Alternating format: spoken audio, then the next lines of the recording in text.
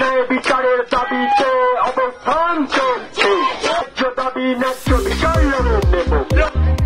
তাদের গণজমায়েতে সবাইকে আহ্বান। গত কয়েকদিন আগে আর.জি. কর কাণ্ডে নির্যাতিতার বিচার চেয়ে তাদের গণজমায়েতে যোগ দিতে সমাজের সব স্তরের কাছে এই অনুরোধই রেখেছিলেন ঘটনার প্রতিবাদে আন্দোলনকারী জুনিয়র ডাক্তাররা। তাদের অনুরোধে সাড়া দিয়েই এসএসকেএম হাসপাতালের প্রেক্ষাগৃহে হাজির হলেন সবাই, যাদের মধ্যে কেউ রিক্সা চালক, কেউ আবার ডেলিভারি বয়। আর সেই সভা থেকেই মহালয়ার দিন মহাসমাবেশের ডাক দেওয়া হলো, যেখানে রাজ্যের স্বাস্থ্য ব্যবস্থায় জুনিয়র ডাক্তারদেরকেই স্তম্ভ বলে দাবি করলেন মণিময় বন্দ্যোপাধ্যায়ের মতন কলকাতার সিনিয়র চিকিৎসকরা।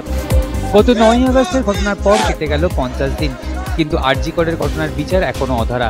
সেই বিচারের দাবিতেই দেবীপক্ষের দিনেই কলকাতায় ধর্মতলা পর্যন্ত মহামিছিল করতে চলেছেন জুনিয়র ডাক্তাররা।